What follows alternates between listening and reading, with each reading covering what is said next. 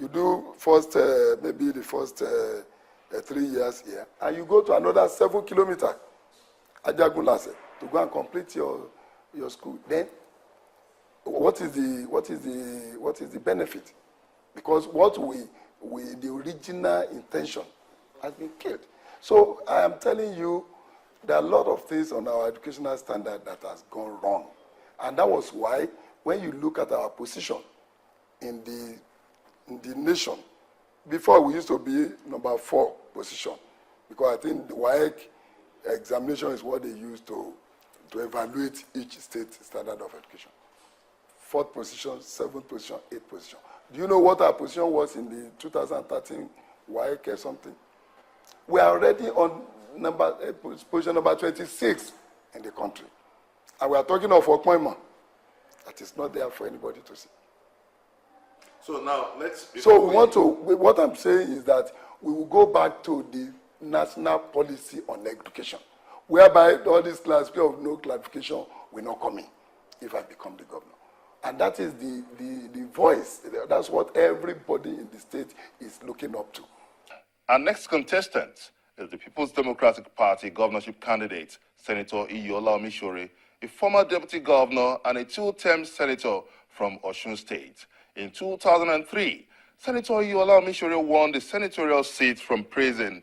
He was later cleared on allegations connected with the death of Bola Ige.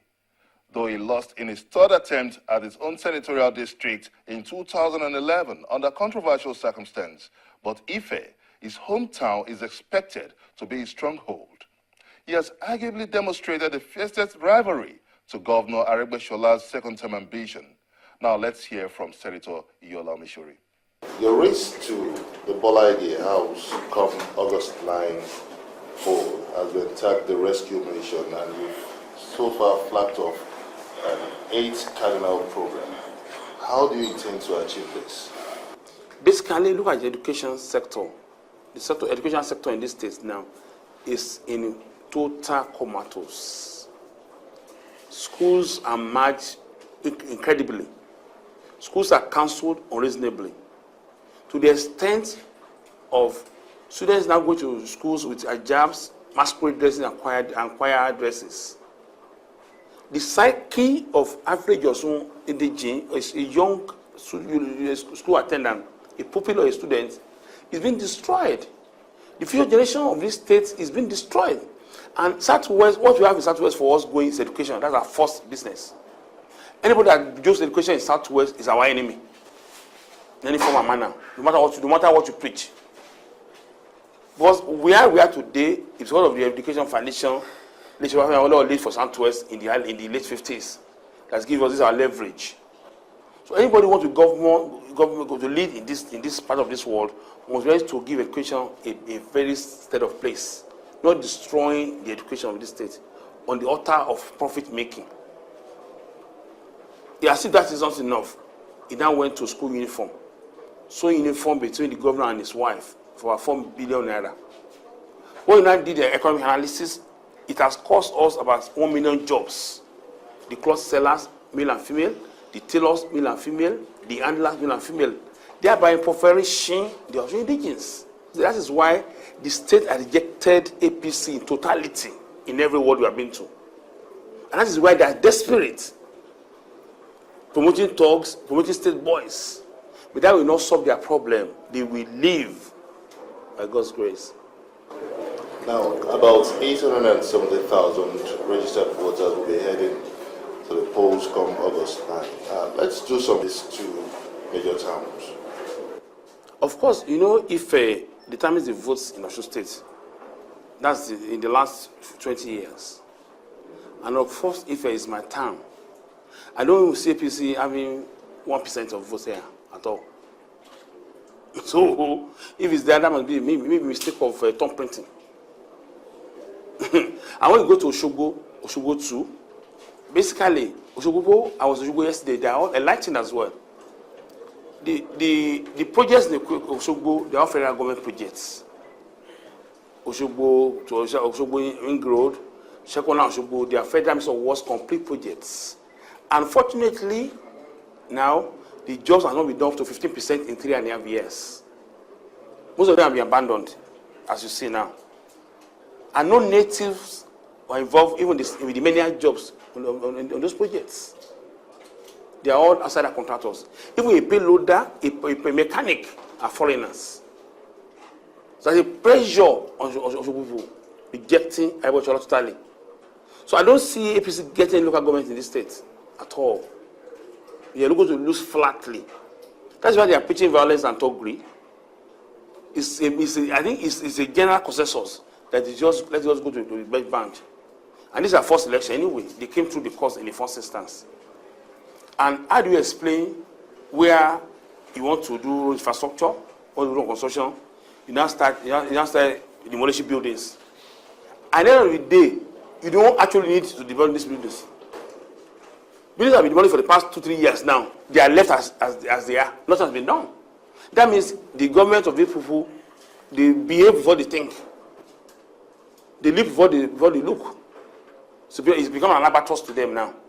Some buildings are being cut off, are being destroyed now, and there's no need for them to be. No plan. So people are angry. They are angry. You can't suffer Kule Community School in Oshogbo, a major history school in Oshogbo, because you want to give the outlet for Tinubu to the shopping mall. So our people are very sentimental about life. So it's difficult for them. They just be struggling with life, like they did in Ekiti. But it's too late for them. Now let's hear from the incumbent governor of Osun State, Ogbeni Rauf Aregbesola. He fought his way to the Bola Ige House after the PDP was initially declared winner in a controversial election, which was later ruled in favor of Governor Rauf Aregbesola on 26 November 2010. A former activist and commissioner, critics of Governor Aregbesola has picked a pitfall in his reclassification policy on education, while the Osun State debt profile has also attracted several severe criticism. He has lashed out on his opponents on what he calls a display of unimaginable level of ignorance displayed by his opponents. The Elisha-born governor feels his reform is challenged by a series of inherited poor performances by past governors of Osun State.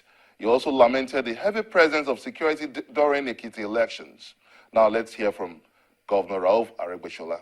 Mr. Governor Ogbeni Rauf Aregbesola, you're welcome on Roadmap 2015 on Channels Television. Pleasure is mine. Yeah. Now, going into the heart of the story, your decision to take a second shot at the governorship of Osun State is raising so much anxiety in the political circle. It's just important we set things in the right perspective. Why are you taking a second shot after 4 years as the governor of Osun State? One, I dismiss the notion that there is anxiety. There's no anxiety at all. For those who do not want the continuation of the good works we are doing here, yes, there could be anxiety. But for the majority of our citizens here, there's no anxiety at all. The citizens of Osun are one with me in my desire to turn around their life and conditions of living. So to them, it's a good development that we move forward in our giant stride to improve our state and the living conditions of our people. So no anxiety at all. As to why I am seeking for a second term, simple. Just as I was against the poor administration and bad management of this state over the years. Does that in any way suggest that your performance did not get to the finish line within this range of the 4 years? Of course, it couldn't. It couldn't. Why? We have had a thoroughly mismanaged territory. That, as a matter of fact, 8 years will not be enough to do, but we are sure and confident that 8 years will provide the opportunity to fully entrench a forward ever programs and policies that nobody can reverse. Now, let's take a jigsaw on the road towards the August 9 poll. Now, bookmakers have narrowed this contest down to essentially a 3-horse race between you, Alhaji Abdul Fattah Akinbade, and also Senator Iyiola Omisore.